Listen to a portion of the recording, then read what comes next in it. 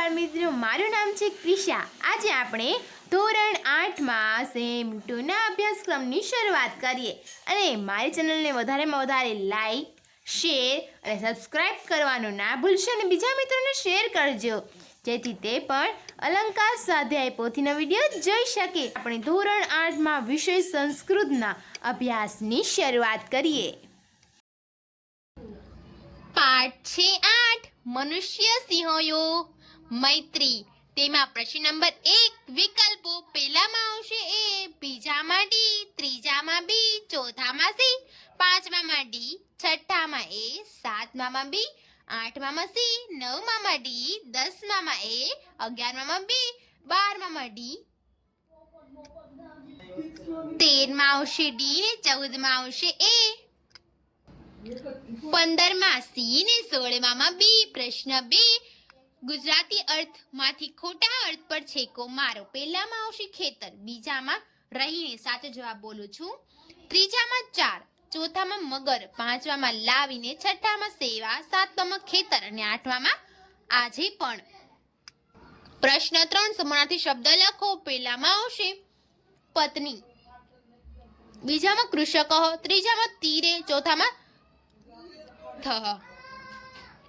પ્રશ્ન 4 વિરુદ્ધાર્થી શબ્દ લખો। પહેલામાં તદા, બીજામાં શૈનેહ, ત્રીજામાં દૂરે ને ચોથામાં તત્ર। પ્રશ્ન 5 ખરા ખોટાની નિશાની કરો। પહેલામાં ખોટું, બીજામાં ખરું, ત્રીજામાં ખોટું, ચોથામાં ખોટું ને પાંચમામાં ખરું। પ્રશ્ન 6 સંધિ છોડો। પહેલામાં આવશે પ્રતિદિનમ પ્લસ વાટિકાયામ, બીજામાં તત્ર પ્લસ એવ, ત્રીજામાં જલપાન પ્લસ અર્થમ, ચોથામાં દીનાનામ પ્લસ અન્નતરમ। પ્રશ્ન 7 સંધિ જોડો। પહેલામાં આવશે સહાયતાર્થમ, બીજામાં કોડપી, ત્રીજામાં અધ્યાપી ને ચોથામાં ત સિંહમ। પ્રશ્ન 8 ખાલી જગ્યા પૂરો। પહેલામાં આવશે કૃષિ વાટિકા, બીજામાં આવશે અકરુત, ત્રીજામાં ઔષધાની, ચોથામાં માત્રા વાલીન। પ્રશ્ન 9 બંધબેસતા જોડકા ગોઠવો। પહેલામાં આવશે બી, બીજામાં ડી ને ત્રીજામાં એ। પ્રશ્ન 10 ઉદાહરણ મુજબ ધાતુ પરથી વ્યસન ભૂતકાળના રૂપો બનાવો। પહેલામાં આવશે અગચ્છત, અગચ્છત, બીજામાં અપઠત, ત્રીજામાં અભવત, ચોથામાં અપતત, પાંચમામાં અવદત, છઠ્ઠામાં અવસત, સાતમામાં અરક્ષત, આઠમામાં અચલત। પ્રશ્ન 11 કૌંસમાં આપેલા ધાતુ પરથી ઉદાહરણ મુજબ કૃદંત સંબંધક ભૂતકૃદંત બનાવી ખાલી જગ્યા લખો। પહેલામાં આવશે ગત્વા, બીજામાં શ્રુત્વા, ત્રીજામાં દત્વા, ચોથામાં પિત્વા ને પાંચમામાં કૃત્વા। પ્રશ્ન 12 નીચે આપેલા વાક્યોમાં ઉદાહરણ મુજબ ક્રિયાપદમાં ફેરફાર કરો। પહેલામાં આવશે મકરઃ સિંહાર્યાય વધમ અકરુત, બીજામાં સિંહ નિષ્ફલ અભવત, ત્રીજામાં સિંહ ગૃહમ ક્ષેત્રમ ચ અરક્ષત, ચોથામાં મનનમ પોરબંદર નગરે અવસત, પાંચમામાં બાલ ચલચિત્રમ અપશ્યત। પ્રશ્ન 13 નીચે આપેલા ગદ્ય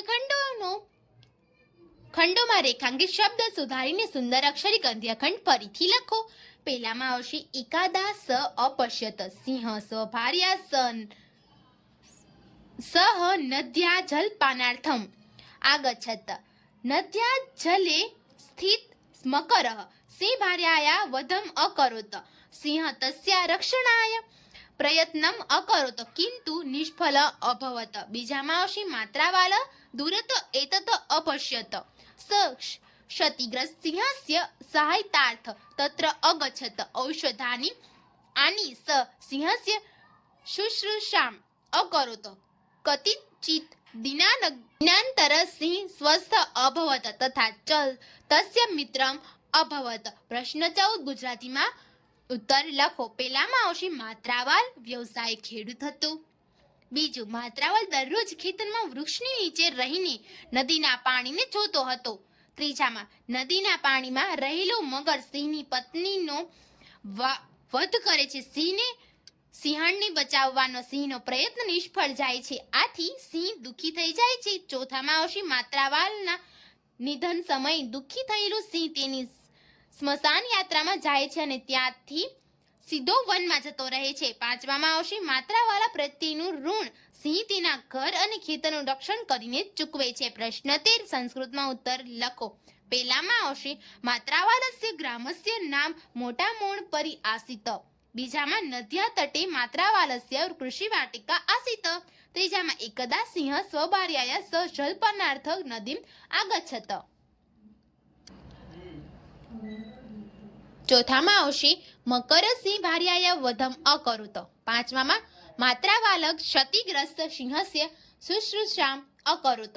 પ્રશ્ન 16 ગદ્યખંડનો ગુજરાતીમાં અનુવાદ કરો. પહેલામાં આવશે એકવાર તે જોઈએ છે સિંહ પોતાની પત્ની સાથે નદીના કિનારે પાણી પીવા માટે આવે છે. નદીના પાણીમાં રહેલો મગર સિંહણનો વધ કરે છે. સિંહ તેને બચાવવાના પ્રયત્નો કરે છે પરંતુ તે નિષ્ફળ જાય છે.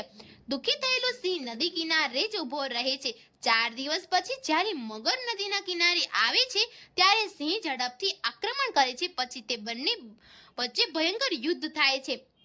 સિંહ મગરનો વધ કરે છે પરંતુ તે પોતે પણ ઈજાગ્રસ્ત થઈને ત્યાં પડી ગયો.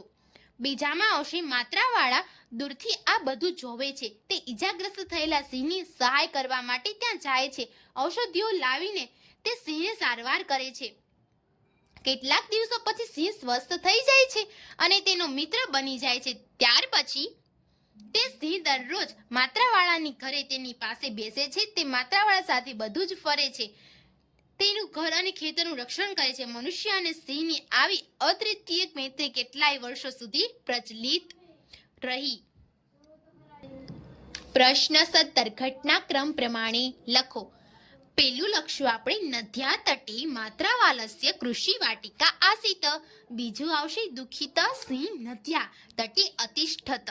ત્રીજું આવશે ક્ષતિગ્રસ્તસ્ય સિંહસ્ય સહાયતાર્થે તત્ર અગચ્છત. ચોથામાં આવશે માત્રાવાલીન સહ સર્વત્ર ભ્રમણમ અકરોત. પાંચમામાં આવશે સ્મશાનમ ત એવ સ વનમ અગચ્છત. પ્રોજેક્ટ વર્ક મનુષ્ય અને પ્રાણી વચ્ચેની મિત્રતાની વાત સંસ્કૃતમાં લખો અથવા મિત્રતા વિશેના 8-10 વાક્યો સંસ્કૃતમાં લખો.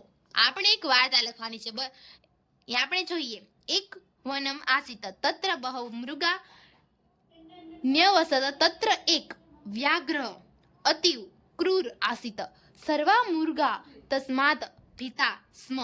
એકાદા એક મહિલા સ્વશિશુના સ તત્ર કાષ્ઠમ નેતુમ અગચ્છત. તદા માતા અગ્રે અગચ્છત. શિશુ પૃષ્ઠે રંતુમ અગચ્છત. અત સ માર્ગે વિસ્મૃતવાન માર્ગે ત વ્યાઘ્રસ્ય શિશુ અમિલત. દ્રયો મધ્યે મૈત્રી અભવત. રંતુ વ્યાઘ્ર શિશુ એક ગહ્વરે અપતત. માનો શિશુ તમ અકર્ષત. હિસ્ત્ર વ્યાઘ્ર એતત દૃષ્ટવા સ્વસ્ય હિંસા ચ ક્રૂરતા અત્યછત. બાલકસ્ય ચ તસ્ય માતૃ મિત્રમ અભવત. તો બાળ દોસ્તો આ સાથે આપણો જે 8મો પાઠ છે પૂરો થાય છે. અને આવા જવાના વિડીયો જોવા માટે મને કમેન્ટ કરી જરૂરથી જણાવજો. તો આ જવા દોસ્તો ફરી મળીશું નવા વિડીયો સાથે. ત્યાં સુધી આવજો.